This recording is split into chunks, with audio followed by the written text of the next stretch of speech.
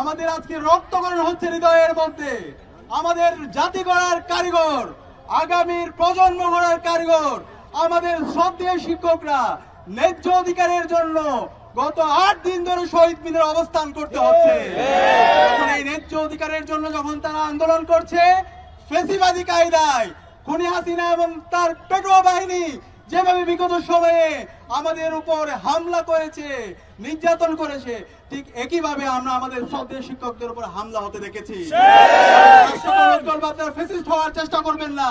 শহীদ আবু সাইদ, শহীদ ওয়াসিম, শহীদ শান্ত, শহীদ আলী রায়হানের উত্তরসূরিরা ঘুমিয়ে যায়নি।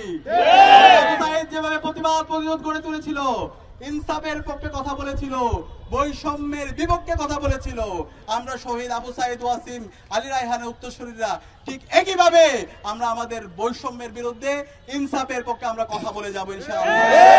আজকে আমরা 8 দিন ধরে আন্দোলনের পরও অন্তর্বর্তীকালীন সরকারের কার্যকর কোনো উদ্যোগ দেখতে পাচ্ছি না। আজকে আমরা হতাশ হচ্ছি। অন্তর্বর্তীকালীন সরকারের যিনি প্রধান, তিনি একজন শিক্ষক। আজকে যিনি শিক্ষা উপদেষ্টা, তিনিও ঢাকা বিশ্ববিদ্যালয়ের একজন শিক্ষক। আজকে যিনি আইন উপদেষ্টা, তিনিও একজন শিক্ষক। আজকে যিনি জ্বালানি উপদেষ্টা, তিনিও একজন শিক্ষক। অন্তর্বর্তীকালীন সরকারে আমরা যাদেরকে দেখতে পাই তারা সবাই শিক্ষক। শিক্ষক হয়ে আপনারা আমাদের শিক্ষকদের বঞ্চনা, তাদের ন্যায্য অধিকার কথা অনুভব করতে পারছেন না। আপনারা যদি এটা করতে না পারেন, আপনাদের এখানে থাকার দরকার নাই। ভোগ বিলাস করার জন্য পাঠাই নাই। শিক্ষার্থীদের এবং আমাদের শিক্ষকদের ন্যায্য যে দাবি আছে, সেই দাবি বাস্তবায়ন করার জন্য আপনাদেরকে পাঠিয়েছি। শিক্ষকদের যে ন্যায্য দাবি, আপনাদের দাবিটা কি? সামান্য একটা দাবি। সে দাবি হচ্ছে আমাদের শিক্ষকদের যে বেতন, সেই বেতনের 20% তাদেরকে আবাসন ভাতা দিতে হবে। আরে ভাই, আপনাদের তো 40% দেওয়া আপনাদের দায়িত্ব। 40% দেওয়াটা হচ্ছে আপনাদের রাষ্ট্রের দায়িত্ব। সেখানে কেন একজন শিক্ষককে 20%-এর জন্য দিনের পর দিন এই শহীদ মিনারে রোদে পড়তে হবে এবং বৃষ্টিতে ভিজতে হবে?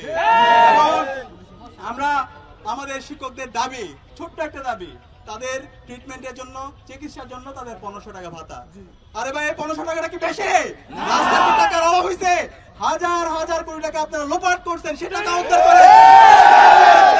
আপনারা আমাদের শিক্ষকদের উপর জুলুম করবেন না, সেই জুলুম আপনারা বরদাস্ত করবেন না। আগুন নিয়ে খেলবেন না বাংলাদেশের ছাত্র সমাজ। এবং আমরা একই সাথে আমাদের শিক্ষকদের যে দাবি, যারা স্টাফ আছে তাদের উৎসব ভাতা, 75% উৎসব ভাতা, সেটা একটা ন্যায্য দাবি।